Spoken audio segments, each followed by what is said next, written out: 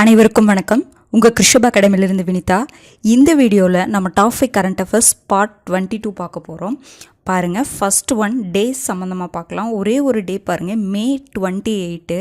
அது 3 தினமாக இருக்குது பாருங்கள். உலக பட்டினி தினம், உலக கடற்பசு தினம், உலக மாதவிடாய் சுகாதார தினம். இந்த மூணுமே நம்ம என்னதான் சொல்கிறோம், மே 28 சரிங்களா. உலக பட்டினி தினம், உலக கடற்பசு தினம், உலக மாதவிடாய் சுகாதார தினம். இந்த மூணுமே மே 28 தான் அனுசரிக்கப்படுது சரிங்களா. அப்போ இந்த ஆண்டுக்கான உலக மாதவிடாய் சுகாதார தினத்திற்கான கருப்பொருள் என்னன்னு பார்த்தீங்கன்னா, மாதவிடாய்க்கு இணக்கமான உலகம். ஓகேங்களா, இந்த மூணுமே ரொம்ப முக்கியமானதுங்க. உலக பட்டினி தினம், உலக கடற்பசு தினம், உலக மாதவிடாய் சுகாதார தினம். ஓகேங்களா. அடுத்தது பாருங்கள், அதுலேயே ஒரு 2 முக்கியமான இன்ஃபர்மேஷன் பாருங்கள். கடற்பசு தினம் பார்த்தோம் இல்லைங்களா. அப்போ கடற்பசுவை பற்றி ஒரு 2 இன்ஃபர்மேஷன் பாருங்கள். நாட்டிலேயே முதன்முறையாக எங்கு சுமார் 448 சதுர கிலோமீட்டர் பரப்பளவில் கடற்பசு பாதுகாப்பகம் அமைக்க தமிழக அரசு உத்தரவிட்டுள்ளது. அப்போ கடற்பசு பாதுகாப்பகத்தை நாட்டிலேயே ஃபஸ்ட்டு டைம் நம்ம தமிழக அரசு அமைக்கிறதுக்கு முடிவெடுத்திருக்காங்க. எங்கேன்னு பார்த்தீங்கன்னா, பாக் நீரிணை, பாக் ஸ்ட்ரைட்டுன்னு சொல்கிறோம் பார்த்தீங்களா, அங்கே தான்.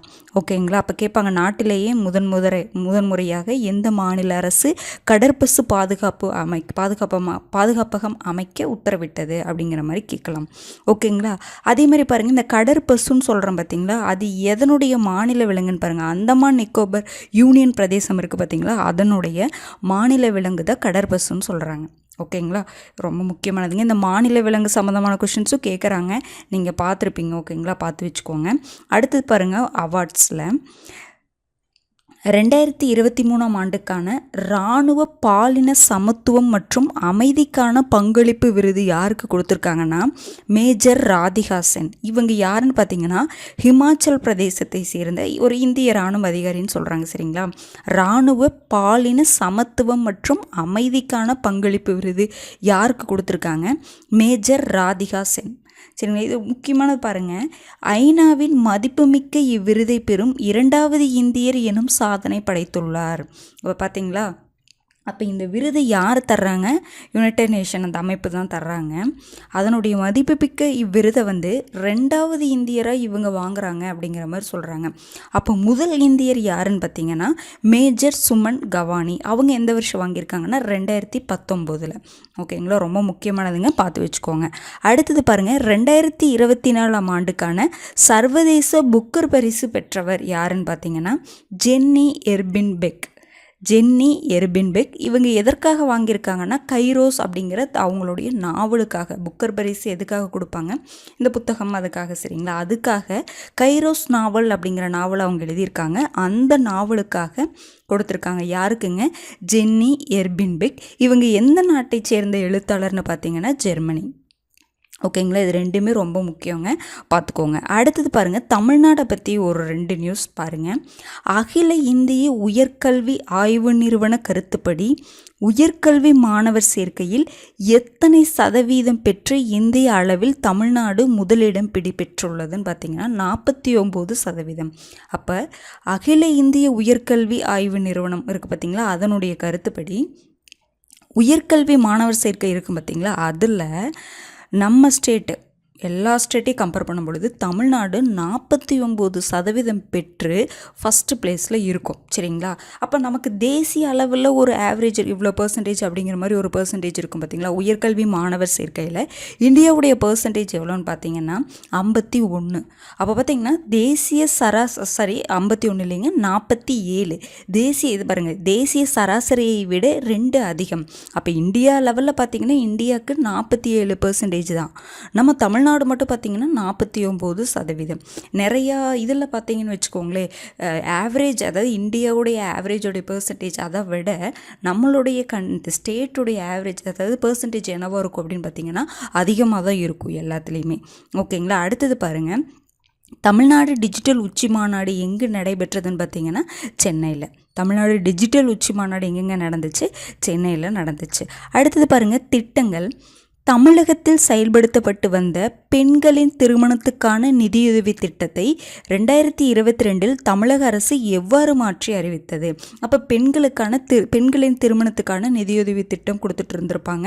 மூவலூர் ராமாமிர்தம் அம்மையார் அது அவங்களுடைய பெயரில் திருமண நிதியுதவி திட்டம் நமக்கு கொடுத்துட்ருப்பாங்க முன்னாடி. ஓகேங்களா?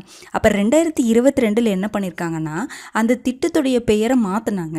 எந்த மாதிரி மாற்றினாங்க அப்படின்னா, திருமண நிதியுதவி திட்டம் அப்படிங்கிறதுக்கு பதிலாக மூவலூர் ராமாமிர்தம் அம்மையார் உயர்கல்வி உறுதி திட்டம், அதாவது பெயர் ஒன்று தான் சரிங்களா. மூவலூர் ராமாமிர்தம் அம்மையார் திருமண நிதியுதவி திட்டம் அப்படிங்கிறத தான் மூவலூர் ராமாமிர்தம் அம்மையார் உயர்கல்வி உறுதி திட்டம் அப்படின்னு சொல்லிட்டு மாற்றினாங்க. சரிங்களா? அதுதான் புதுமை பெண் திட்டம். புதுமை பெண் திட்டம் என்ன, அதுக்கு கீழே தான் உங்களுக்கு இந்த புதுமை பெண் திட்டம்னு வரும். சரிங்களா? புதுமை பெண் திட்டம்னா என்னதுங்க, அதாவது 6லிருந்து 12ஆம் வகுப்பு வரை தமிழ் மீடியத்தில் படித்த பெண்கள் கல்லூரி போனதுக்கப்புறம் மாதம் 1000 ரூபா கொடுக்கக்கூடிய ஒரு திட்டம் தான் என்னதுங்க, புதுமை பெண் திட்டம். அதே மாதிரி பசங்களுக்கு, அதாவது ஆண்களுக்கு பார்த்திங்கன்னா தமிழ் புதல்வன் திட்டம், இது ஆல்ரெடி நம்ம பார்த்தோம். அது இந்த வருஷம்தான் அதை அனௌன்ஸ் பண்ணியிருக்காங்க.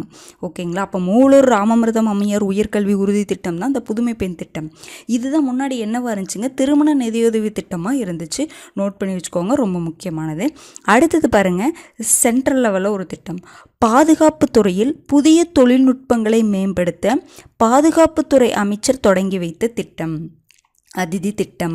அப்போ அதிதி அப்படிங்கிற திட்டம் அப்படின்னா என்னன்னு பார்த்தீங்கன்னா, பாதுகாப்புத்துறை இருக்குது பார்த்தீங்களா, டிஃபென்ஸில் நியூ டெக்னாலஜியை அதை டெவலப் பண்ணுறக்காக தொடங்கப்பட்ட திட்டம் தான் அதிதி திட்டம். அதிதி திட்டம் எதனுடன் தொடர்புடையது அந்த மாதிரி கேட்கலாம். ஓகேங்களா? அடுத்தது பாருங்கள், நக்சல்கள் மறுவாழ்விற்காக எந்த மாநில அரசு வீடுகளுக்கு திரும்புங்கள் என்ற முன்னெடுப்பை தொடங்கியது?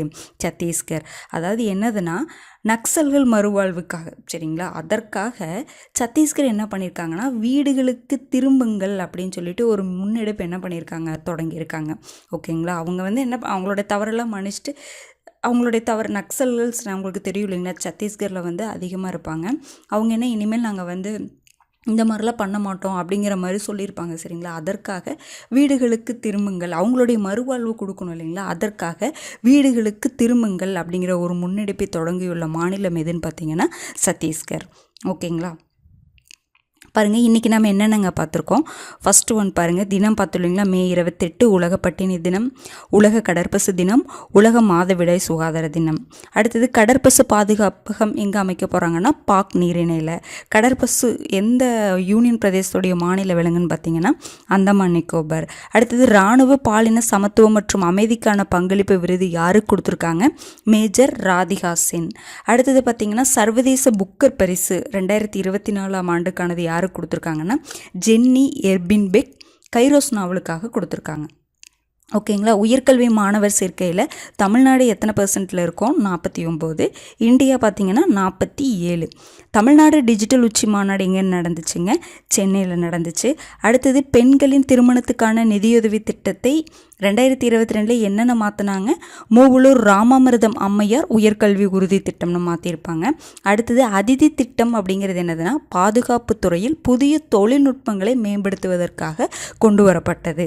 ஓகேங்களா? அடுத்தது சத்தீஸ்கர் என்ன பண்ணியிருக்காங்க, சத்தீஸ்கர் மாநிலம் வீடுகளுக்கு திரும்புங்கள் அப்படிங்கிற ஒரு முன்னெடுப்பை தொடங்கியிருக்காங்க. யாருக்காகன்னு பார்த்தீங்கன்னா நக்சல்கள் மறுவாழ்விற்காக. ஓகேங்களா? இன்றைக்கான இன்ஃபர்மேஷன் அவ்வளோதாங்க. அடுத்த வீடியோவில் சந்திக்கலாம்.